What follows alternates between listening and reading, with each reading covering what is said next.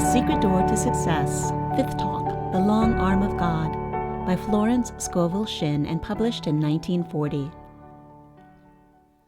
The eternal God is thy refuge, and underneath are the everlasting arms.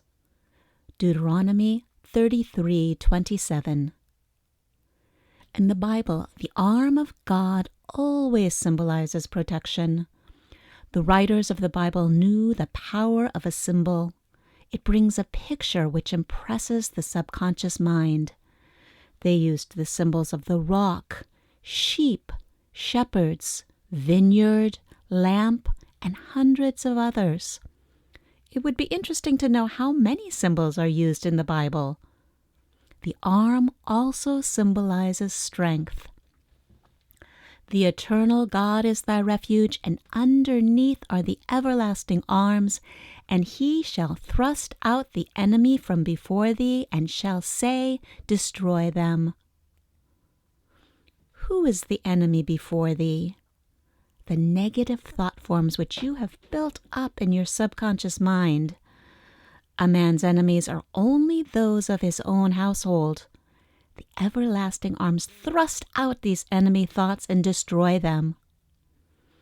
Have you ever felt the relief of getting out some negative thought form? Perhaps you have built up a thought form of resentment until you are always boiling with anger about something.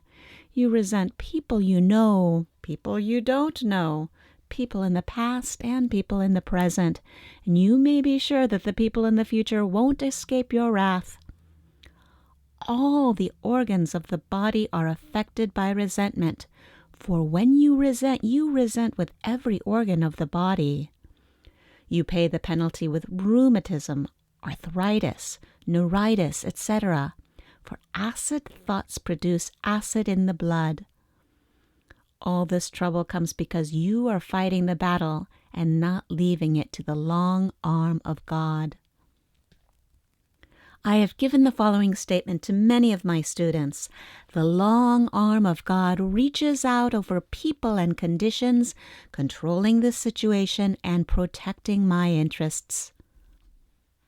This brings a picture of a long arm symbolizing strength and protection, and with the realization of the power of the long arm of God, you would no longer resist or resent. You would relax and let go. The enemy thoughts within you would be destroyed, therefore the adverse conditions would disappear. Spiritual development means the ability to stand still or stand aside and let infinite intelligence lift your burdens and fight your battles. When the burden of resentment is lifted, you experience a sense of relief. You have a kindly feeling for everyone, and all the organs of your body begin to function properly.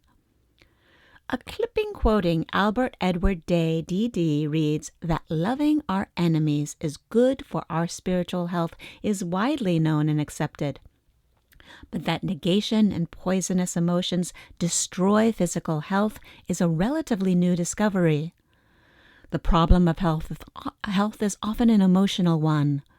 Wrong emotions entertained and repeated are potent causes of illness. And when the preacher talks about loving your enemies, the man on the street is apt to dismiss the idea as unendurable and pious. But the fact is, the preacher is telling you something which is one of the first laws of hygiene as well as ethics. No man, even for his body's sake, can afford to indulge in hatred. It is like repeated doses of poison. And when you are urged to get rid of fear, you are not listening to a moonstruck idealist. Rather, you are hearing counsel that is as significant for health as advice about diet. We hear so much about a balanced diet, but without a balanced mind, you can't digest what you eat, calories or no calories. Non-resistance is an art. When acquired, the world is yours. So many people are trying to force situations. Your lasting good will never come through forcing personal will. Flee from the things which flee from thee. Seek nothing. Fortune seeketh thee. Behold his shadow on the floor. Behold him standing at the door. I do not know the author of these lines. Lovelock, the celebrated English athlete, was asked how to attain his speed and endurance in running. He replied, "Learn to relax." Let us attain this rest in action. He was most relaxed when running the fastest. Your big opportunity and big success usually slide in when you least expect it. You have to let go long enough for the great law of attraction to operate. You never saw a worried and anxious magnet. It stands up straight and hasn't a care in the world because it knows the needles can't help jumping to it. The things we rightly desire come to pass when we have taken the clutch off. I say in my correspondence course, do not let your heart's desire become a heart's disease. You are completely demagnetized when you desire something too intensely. You worry, fear, and agonize. There is an occult law of indifference. None of these things move me. Your ships come in over a don't care sea. Many people in truth antagonize friends because they are too anxious for them to read the books and go to the lectures, but they meet opposition. A friend took my book, The Game of Life and How to Play It, to her brother's house to read. The young men of the family refused to read it. No nut stuff for them. One of these young men drives a taxicab, and one night he drove a taxi which belonged to another man. In going over the car, he found a book stuffed away somewhere. It was The Game of Life and How to Play It. The next day he said to his aunt, "I found Mrs. Shinn's book in the taxi last night. I read it, and it's great. There's a lot of good reading in it. Why doesn't she write another book?"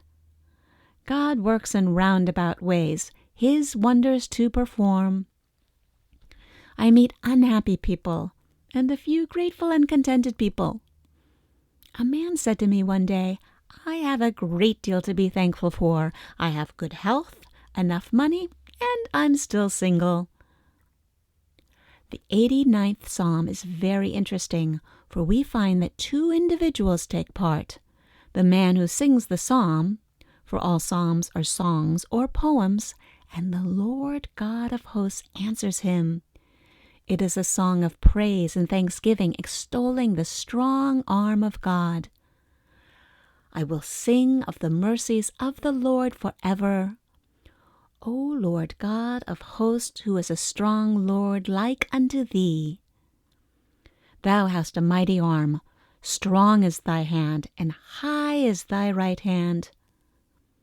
Then the Lord of hosts replies, "With whom my hand shall be established, mine arm also shall strengthen him.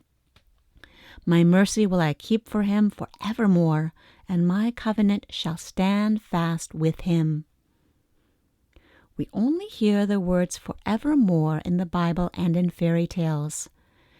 In the absolute, man is outside of time and space. His good is from everlasting to everlasting. The fairy tales come down from the old Persian legends which were founded upon truth.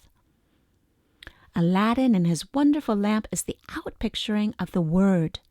Aladdin rubbed the lamp and all his desires came to pass. Your word is your lamp. Words and thoughts are a form of radioactivity and do not return void. A scientist has said that words are clothed in light. You are continually reaping the fruits of your words. A friend in one of my meetings said that she had brought a man to my class who had been out of work for a year or more. I gave the statement, "Now is the appointed time. Today is the day of my amazing good fortune." It clicked in his consciousness. Soon after, he was given a position which paid him $9,000 a year. A woman told me that when I blessed the offering, I said that each offering would return 1,000-fold. She had put $1 in the collection. She said with great realization, that dollar is blessed and returns $1,000. She received $1,000 a short time afterwards in a most unexpected way. Why do some people demonstrate this truth so much more quickly than others? It is because they have the ears that hear. Jesus Christ tells the parable of the man who sowed the seed and it fell upon good ground. The seed is the word. I say, listen for the statement that clicks, the statement that gives you realization. That statement will bear fruit. The other day I went into a shop where I know the employer quite well. I had given one of his employees an affirmation card. I said to him jokingly, "I wouldn't waste an affirmation card on you. You wouldn't use it." He replied, "Oh, sure, give me one. I'll use it." The following week I gave him a card. Before I left, he rushed up to me excitedly and said, "I made that statement and 2 new customers walked in. It was, 'Now is the appointed time. Today's the day of my amazing good fortune.'" It had clicked. So many people use their words in exaggerated and reckless statements. I find a great deal of material for my talks in the beauty parlor. A young girl wanted a magazine to read. She called to the operator, "Give me something terribly new and frightfully exciting." All she wanted was the latest moving picture magazine. You hear people say, "I wish something terribly exciting would happen." They are inviting some unhappy but exciting experience into their lives. Then they wonder why it happened to them. There should be a chair of metaphysics in all colleges. Metaphysics is the wisdom of the ages. It is the ancient wisdom taught all through the centuries in India and Egypt and Greece. Hermes Trismegistus was a great teacher of Egypt. His teachings were closely guarded and have come down to us over 10 centuries. He lived in Egypt in the days when the present race of men was in its infancy. But if you read the Kybalion carefully, you will find that he taught just what we are teaching today. He said that all mental states were accompanied by vibrations. You combine with what you vibrate to.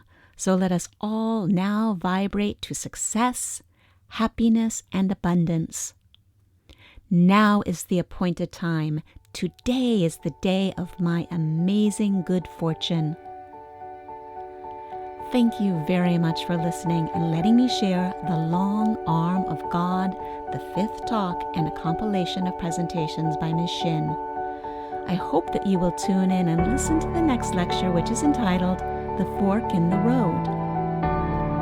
If you've enjoyed this presentation, please like, share, and subscribe, and please leave a comment letting us know what made an impression or is of interest to you for future presentations. Thank you so much.